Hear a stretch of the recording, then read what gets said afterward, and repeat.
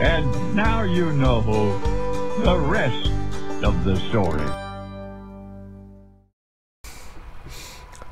Welcome back to the rest of the story. I'm your host, Travis, and I think we should do a little catch-up video pertaining to last fall's video of why I wasn't harvesting my corn down in the lower parts of our field. There were some suggestions that we should just wait until the ground freezes, or if it is too soft, go through and hand pick it and feed it to the cows. Okay, well, as far as the ground freezing, it's currently the middle of March, and water standing has been an issue this fall. We never had a chance, even if we wanted to, and we never did, by the way. I'm just gonna address this. Even if we wanted to get down here and harvest this, we couldn't have. The ground never froze all the way through those 50-degree below weather days. The ground still had standing water in it. It's been a steady, slow, steady stream of water coming down through here.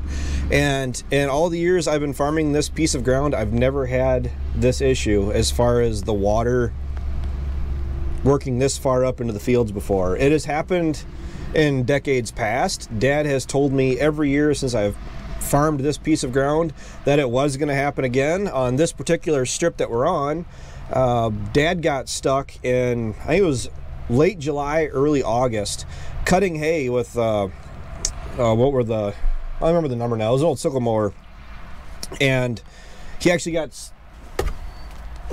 stuck with the tractor cutting hay in the middle of the summer. This ground, the water table, over the years, it's constantly moving. And don't get me wrong, if you guys can see down there, the waterway is between the two stands of corn. You see, you got this one right here. This is on the one side, and down here on the other end of my finger, that's the other end of the waterway, other side of the waterway. Clear down to, if I can do it, see those trees at the end of my finger? I took the 7600 and the 4155 Rhino cutter down there. I backed all the way down this waterway because I like my waterways, and I like all the ground that I run to look nice. And you guys, it's raining right now again.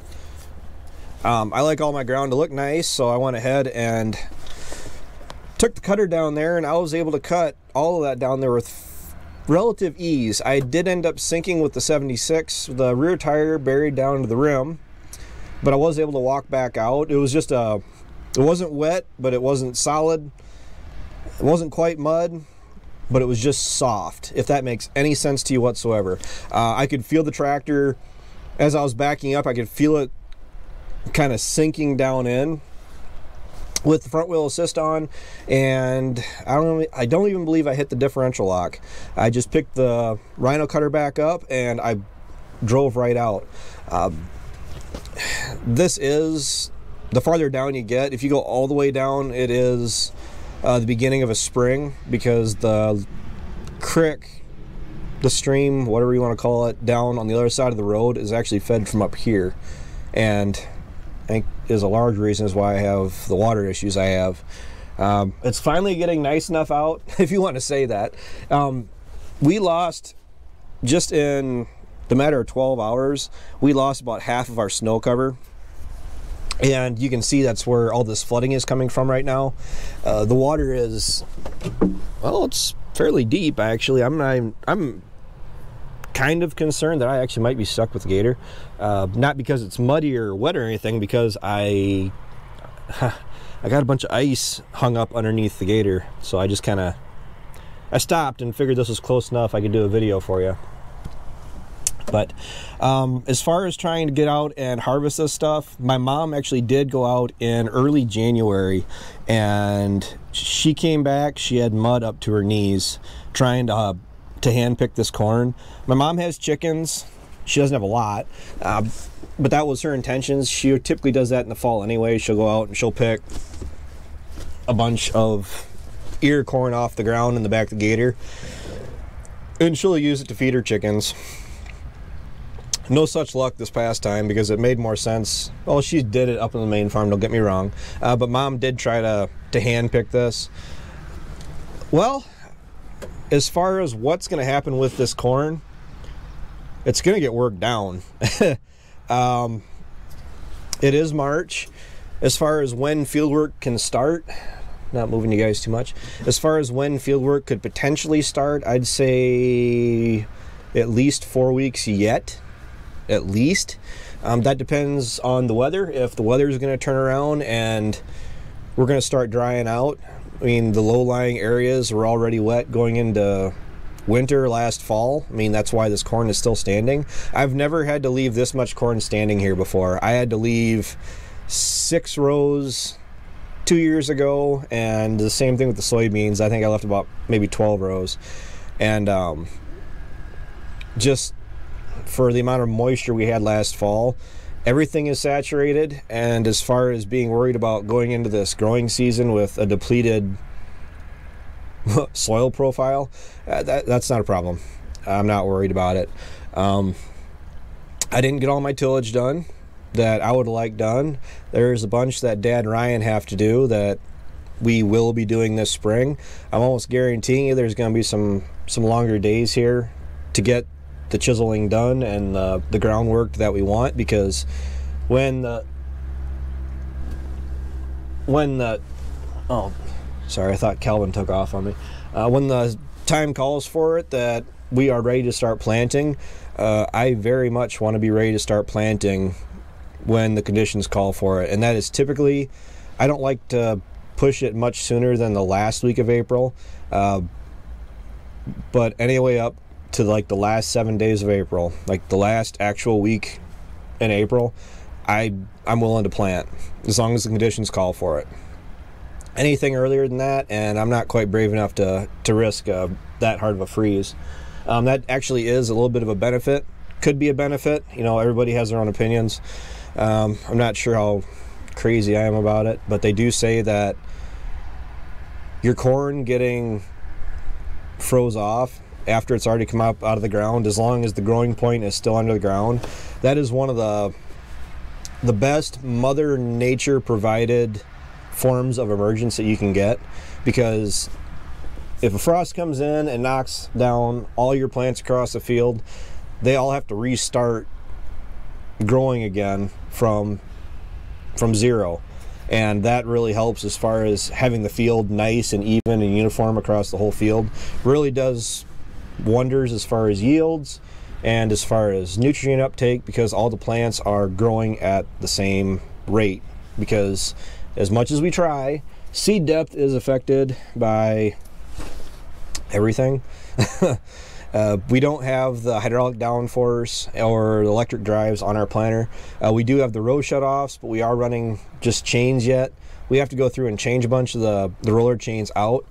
But as far as getting a uniform depth, even with those airbags that we have, I prefer the airbag system over the spring system. But as far as getting the seed at the right depth at 2 inches, properly covered and up and running, that can be a challenge at times. So, well, spring is starting to, well, when it's starting to look like this outside, you're not just seeing a vast landscape of snow. It does, in the back of my mind, get me excited for spring already. I just had a lady call me today that I have to, we're going to be doing business with, it seems, and she said exactly that. Well, you're getting excited for planting yet? Well, not us. Yeah, we look forward to planting, but first thing first, we're going to be going through and fixing fence, checking fence. Typically, that's what we always like to do, or I try to do, ever since I've gotten out of college. Is, well, even when I was in high school, I tried. I try to get all the fences checked as soon as we can, especially before the plants and everything start to grow, because once all the brush and leaves and everything start to show up, you can't check fences from afar. You have to literally climb through all that stuff to make sure that there's a fence even there. And then when it's early spring like this, I'm talking like the end of March, early April, I mean, the earliest I've ever gotten done checking fences was, I think, April 10th. It takes about a good week and a half. The goal is to have everything checked before we get in the field, so that way, once we get done planting, we can let the cows out on pasture when the time is right. So, especially now that we got a bunch more cows of Orions that we got to deal with. I say deal with like it's a bad thing, but we have to manage. So, and just like this is just another thing we're gonna have to manage, because I'm not planning on chiseling this year. I would typically like to. I tend to ruffle feathers when I say I want to chisel plow soybean stubble. Ryan did manage to get all of our corn stalks for the most part worked down. We have one farm that we didn't get worked at all, but probably send them up early spring again, you know, before planting, and maybe have them hit it once with the VT or the disc, the Earthmaster. I'm just gonna call it the Earthmaster. Hit it with the Earthmaster, get the stalks worked down that one time, and then if it does rain or whatever else, kind of let it mellow out again, and then we'll go through and either hit it once or twice more, preferably just once more, and then plant beans into it. So same thing with these stalks here. All these corn stalks on this particular piece, the stalks are going to be VT'd probably twice more. If I can get away with once more, we're going to. But the plan is to hit it, disc it, or Earthmaster, or whatever, and then plant beans into it, and then harrow it. The soybean stubble, what I've been attempting to do in the past years is going through and chisel plowing my soybean stubble. I have one farm in particular that I am still on the fence whether or not I want to go up and chisel it this spring yet. It's really going to be a time factor. I might put that one on the back burner and say if I have the time and the ability to do so, I may go up and chisel it yet this spring. If I can't, it's not the end of the world. It is soybean stubble. But the problem I have, guys, and everybody can sit and argue like soil types and everything else like that.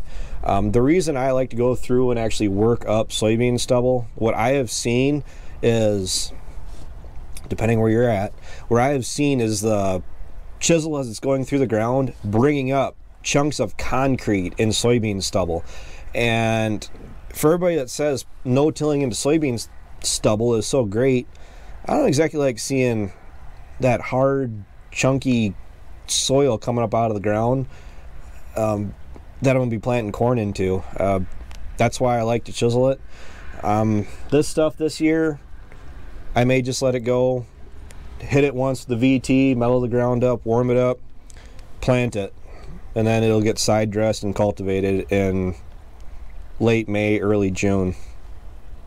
So I got a whole different list of management practices for the soil that I'm trying to expand on. We are trying to reduce the amount of tillage we're doing as far as the chisel plowing.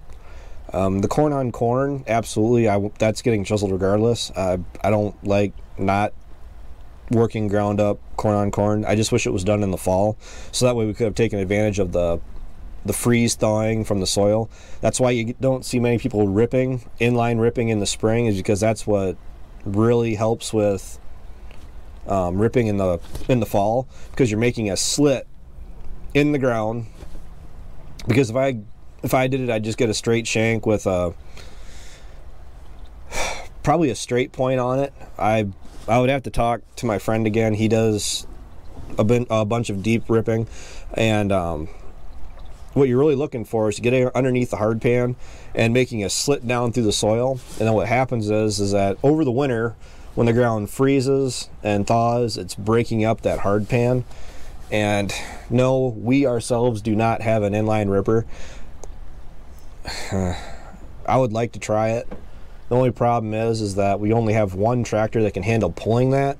The 4640 couldn't, at least not a 5 shank. Maybe a 4, probably a 3. We tried pulling a 5 with it, and the 46 about puked. So we are strung a little thin that way as far as horsepower. I talked about it to Dad and Ryan again today as far as looking at older 4-wheel drives. I want to say it was a 9330 Case IH 4-wheel drive. It was 300 and some horse. Had a few thousand hours on it, and they were still using it. Like it was still being used last fall for anhydrous. Yeah, I'm a green guy, but sometimes, like right now, it'd be nice to just find something that was a little bit more affordable that you could pay off in fewer years than what it would take to pay off another tractor like the 82. Just get something with the weight and the horsepower and something I could get away with putting whatever I want to put behind it. 1,000 bushel grain cart, I'm pretty sure the 82 could handle it on a lot of our hills. You just got to be smart and not stupid about where you're going. An articulated four-wheel drive with a 1,000 bushel grain cart behind it, I think would really be nice, especially in our situation. We're probably going to get a lot of people upset this fall too. We've talked about it also.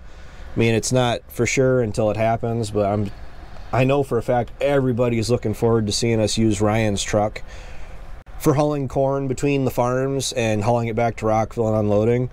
That is going to be true for some of our farms. The only problem is that we're probably not going to be doing it for all of our farms.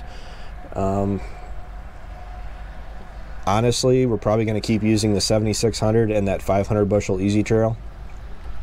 The reason for that is in the time it'll take to unload 1,000 bushels out of that semi, we'll be able to harvest out the combine and the cart down at my place.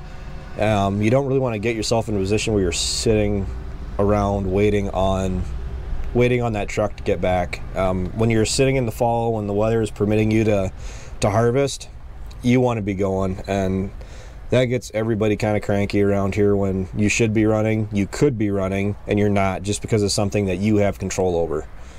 So the 7600 is a wonderful workhorse. I love that tractor. I'm honestly probably going to keep it for as long as I possibly can, and be honest with you, I think it's going to be worth just dumping money into it. If I got to redo the engine, transmission, differential, it has new tires around it, all the way around it. I mean, that tractor is ready to rock. It's got just under 8,000 hours on it. I'm thinking 20,000 hours easy yet. So I'm definitely going to be doubling the hours on it. So, all right, guys, I'm starting to get cold here, and I should probably try to get out of here before it gets too late so I can call somebody to come get me. So, thanks for watching. Thanks for tuning in. I'm with everybody else. Spring is almost here. As spring is coming. So, take care, take it easy, keep in touch. I'll talk to you guys later.